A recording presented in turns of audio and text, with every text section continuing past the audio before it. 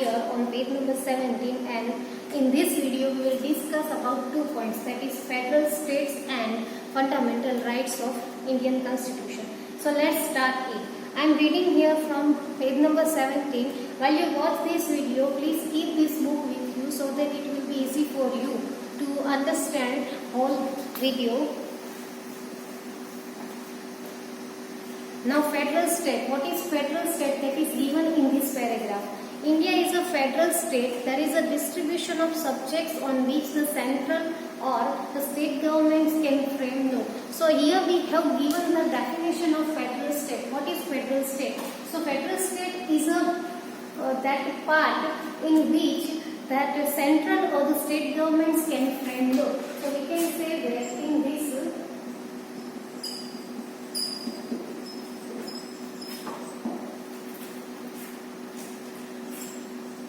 central or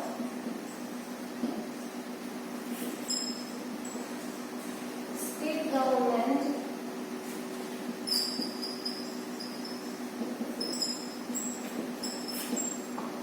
frame laws and all the rules. There are 3 such lists, that is union list, state list and the concurrent list. So here we are given 3 types of list, and which are those 3 lists. So those are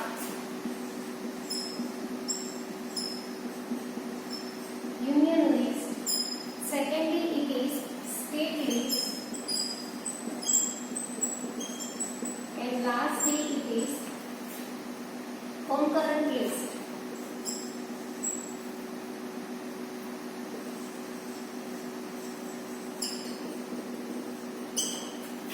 So here in this federal state, these 3 lists are given, that is union list, state list and concurrent list. Laws framed by the central government are applicable to the entire nation, and the decision which is taken by central government is applicable or should be accepted whole nation. So this is the role of central government in federal state. So let's do this again, that what is federal state. So we can say that India is a federal state, and in this central or state government has rights to frame laws, to make new rules and to change the laws and rules even. So here we are given under this federal frame of law, we are given 3 lists, that is union list, state list and concurrent list, and here laws framed by the central government are applicable to the entire nation. Means no one can interfere in the decision which is taken by central government. Whatever decision which is taken by central government should be applicable to whole nation. This is federal state. Now moving to fundamental rights. Fundamental rights means basic rights. What are the basic rights according to Indian Constitution of the people or country of the people, which we have given to our rights as a part of rights which are written here. So these are our fundamental rights which are given in your book, that equality before the law, freedom of religion, freedom of association and peaceful assembly. Next is freedom of speech and expression, and right to constitutional remedies for the protection of civil rights. So these are the rights which have been given to us and which have been there in our constitution. Fundamental rights of Indian citizens are provided by the Constitution of India. When Constitution of India was framed, at that time such rights was framed, and those rights are still there for the citizens of India. That was adopted on 26th of November, and those rights and those regulations was adopted on 26th of November.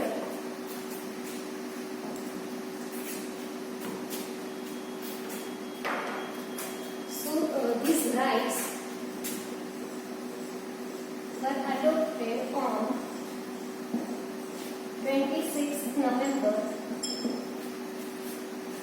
in the year 1949, and here we are talking about 1949. But it was put in use of the 26th January 1950. But at that time, means at the time of 26 November 1949, it was just adopted. It was not applicable, but it was applicable on 26th of January 1950. So here we have another date.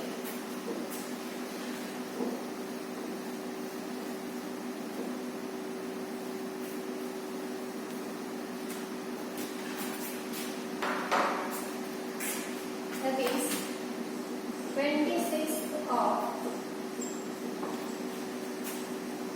January 1950, and it was the date when this fundamental rights was put in use. Means when at this time this fundamental rights was applicable for the citizens. The fundamental rights of Indian citizens guaranteed that the residents of the land can lead a peaceful life as long as they inhabit the country. So what is there in these fundamental rights? So these rights has had a motto that peaceful life of citizens.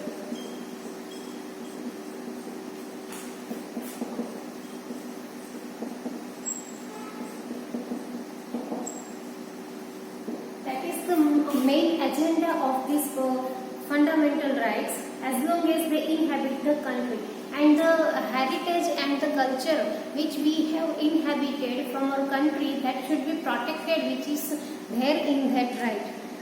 The individual fundamental rights of Indian citizens are most of the time similar in all the democratic countries, and these rights, you will find this kind of rights similarly in each and every democratic country. So the individual fundamental rights of individual, that citizen, means here we are talking about the individuality of the people, means every citizen's rights are similar in every democratic country. The individual fundamental rights to Indian citizens include the following. So which are those rights? Which are the rights have been there for us as a citizen of India? That's equality before the law. Means this is our first right, that equality before the law, means that should not be discrimination, there should not be differentiate for each and every person in the eye of law. Means each and every citizen, each and every people of the nation should get that similar rights, similar judgment as per law. So that equality should be there. That is the first right in this fundamental right. Secondly, it is freedom of religions. Means each and every person of the country have had freedom to follow their own religion. Means they have their right to follow their religion, to believe in their religion. Either if they want to follow that religion of Islam, or if they want to follow the religion of Hindu, they are allowed to choose their religion very rightly and wisely. So that is the second right of fundamental Indian constitution, that is freedom of religion.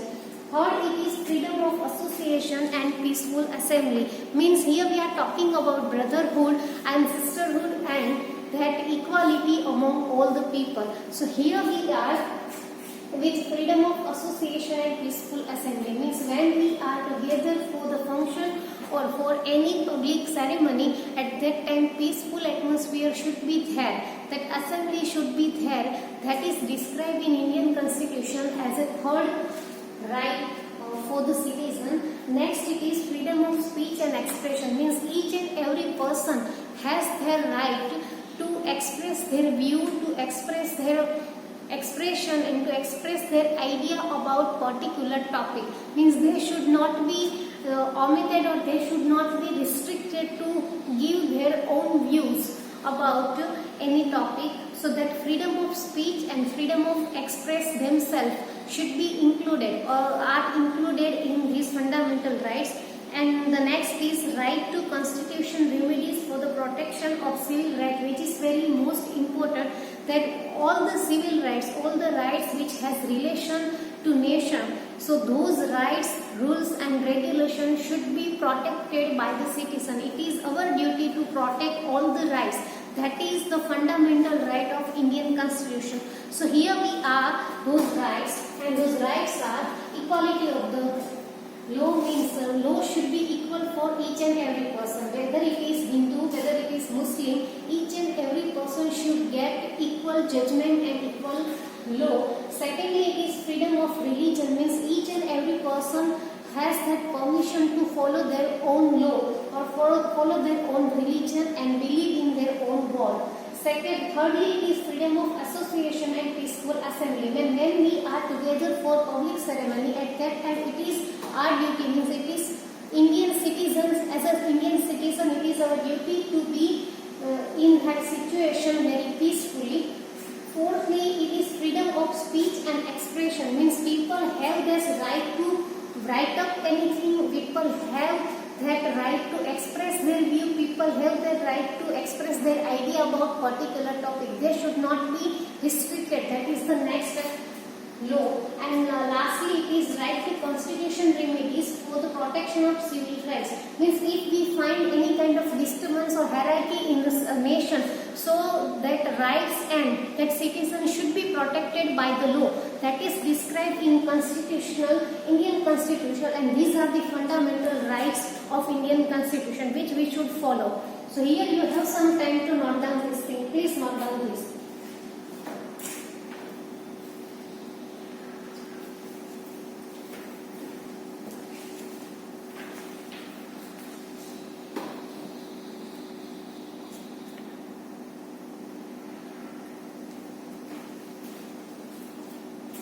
Okay students, so here we have ended this unit number 3, and now we are going for unit number 4, that is how the traders became rulers. We'll go for Wellesley's policy of expansion in this video.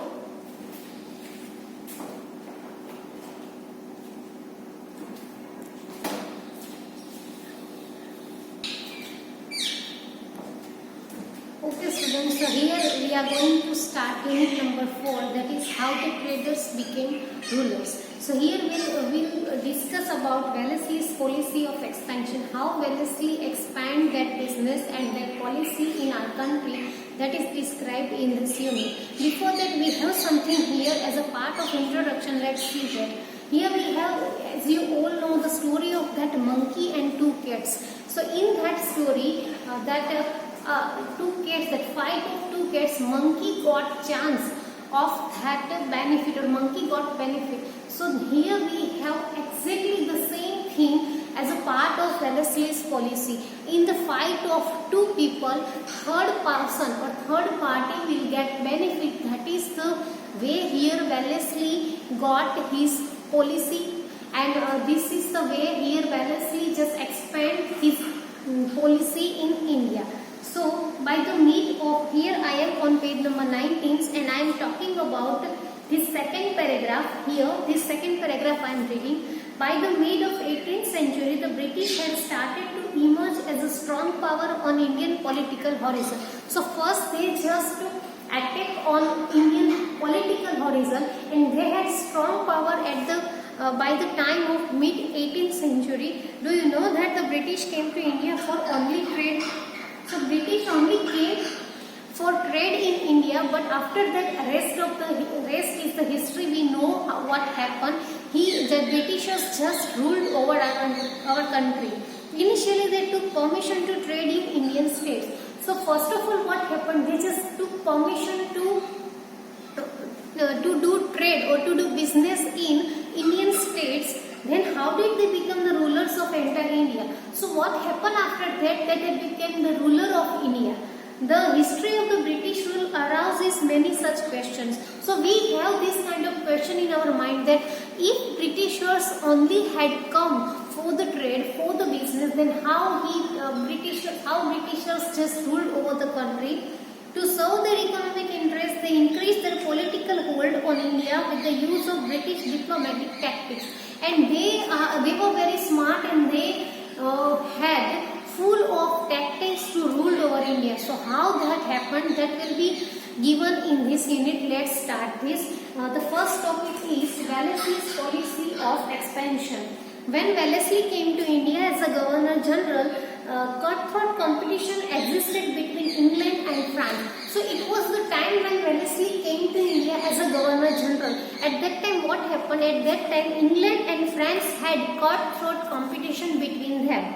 It was necessary to check France from the becoming powerful in India so as to expand the British rule in Indian Wellesley introduced a new plan which was known as the Subsidiary Alliance. So France was at that time on high peak. So it was necessary to cut that competition of France from India so that Wellesley could expand its policy into India. So it was necessary to check France from becoming powerful in India so as to expand the British rule in Indian Wellesley introduced a new plan which was known as the Subsidiary Alliance. So to expand the business or to expand the rule of Wellesley in India, what he had done, he just knew that he introduced a new plan and that plan was known as the Subsidiary Alliance. So the Subsidiary Alliance was introduced by Wellesley to expand its trade.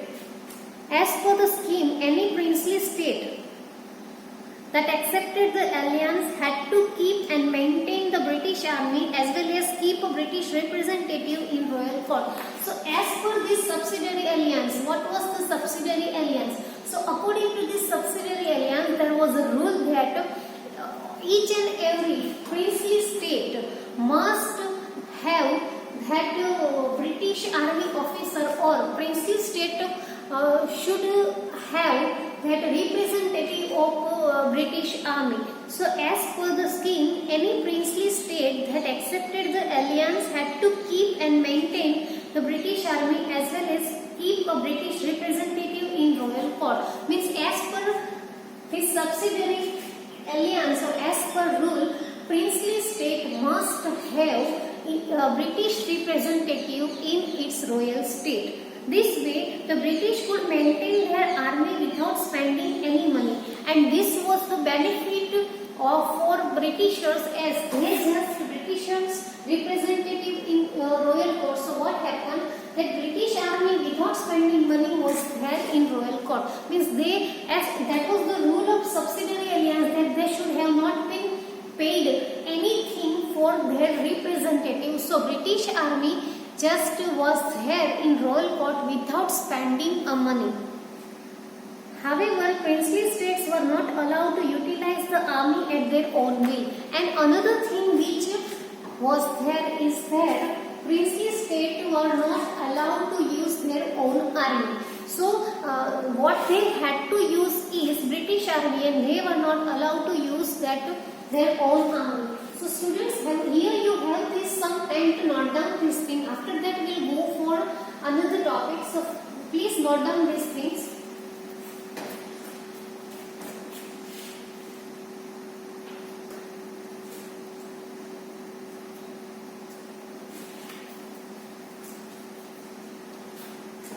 Okay, let me revise this. When Wellesley came to India as a Governor General, at that time he introduced a new plan which was known as Subsidiary Alliance. According to Subsidiary Alliance, there was a rule that all the princely states should have at least one British army representative as a part of them. So then they had to maintain British army, and that was beneficial for Britishers as they had not to pay any money for that British representative. So that was the rule that a British representative must be there in royal court. And army without spending money means, so here in this way Britishers got that benefit of putting their army without spending money in real court of Indian state. Let's see another thing about Wellesley's policy.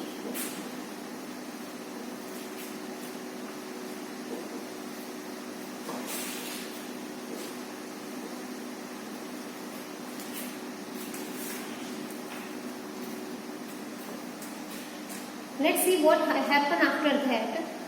This system, which made many feel secure in the beginning, made them feel enslaved and threatened. And this was not beneficial for Indian princely state or for royal court.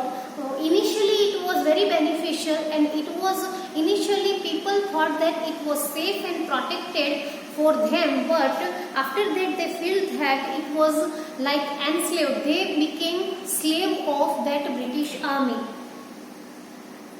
subsidiary alliance acted like a slow poison for the princely state of India. So that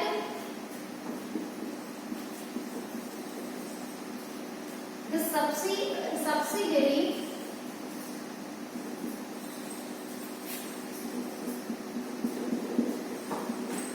alliance became like slow poison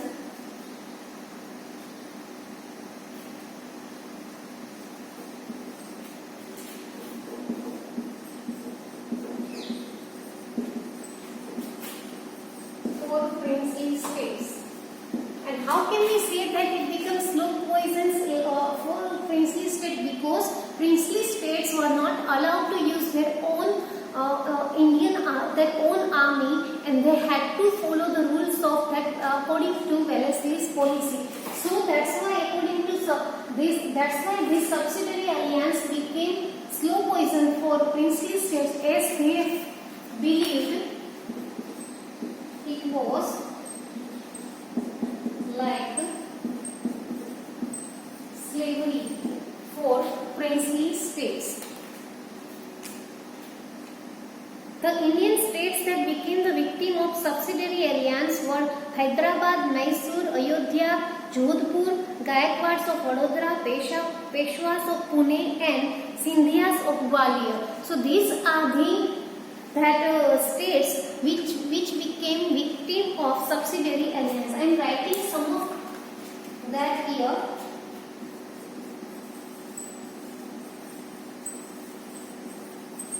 See, Hyderabad, Mysore,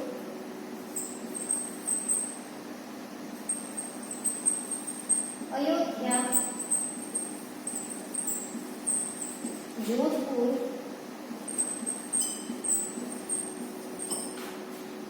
Peshwas of Pune, and many more Indian states became the victim of this subsidiary alliance.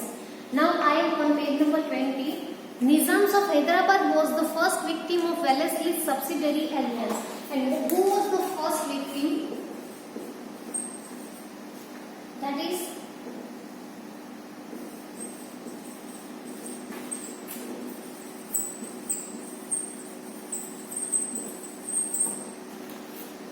Nizams of Hyderabad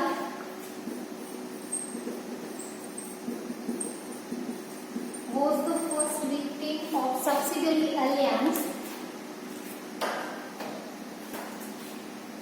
Then it was Mysore and Ayodhya. After that, Mysore and Ayodhya became second and third victim of subsidiary alliance. Tanjore and Karnataka met with the same fate. And after that, Tanjore and Karnataka had the same situation of like the Nizams of Hyderabad. The British made the Marathas fight amongst themselves and consequently made them accept the subsidiary alliance. Marathas were very powerful, so they were not just accepting this subsidiary alliance. So what Britishers had done, they just applied a plan, something like a tactics and something like plan to each other, and because of that Marathas started fighting with each other, and as a result consequently they had to accept that subsidiary alliance. So what happened after that? Marathas fought among each other, and as a result they had to accept that subsidiary alliance. Now, owing to the losses incurred by Nizam in his fight with Marathas, he was the first to accept this alliance. So Nizam was the first to accept this subsidiary alliance. Tipu Sultan of Mysore refused to do so. Tipu Sultan did not ready to just accept this thing. So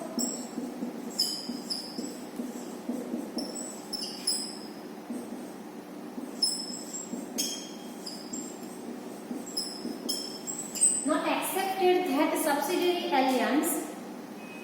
But after the British victory in the Fourth Anglo-Mysore War, Mysore Mysore was forced to become the subsidiary state, and after that war, Mysore became the subsidiary state as Nizam was the first victim of that. Maratha chiefs fought amongst themselves after the death of Nana Fadnavis.